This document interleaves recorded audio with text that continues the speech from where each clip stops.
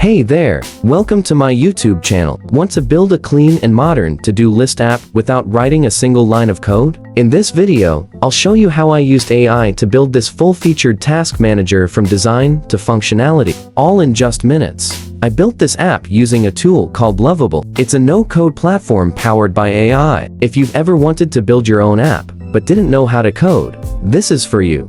Step 1: Building the app. 2. Start. I opened Lovable and typed this prompt: create a modern to-do list web app with a clean and user-friendly interface. Users should be able to add, edit, and delete tasks with a title and due date. Use a light blue color palette, soft shadows, rounded corners, and a sleek dark mode. And that's it. Lovable generated the full layout automatically. Step 2: Tweaking through prompts. After generating the first version of the app, I made some changes just by updating the prompt. I asked Lovable to add a light blue theme, a dark mode option, rounded corners, and clean typography, and it rebuilt the layout instantly.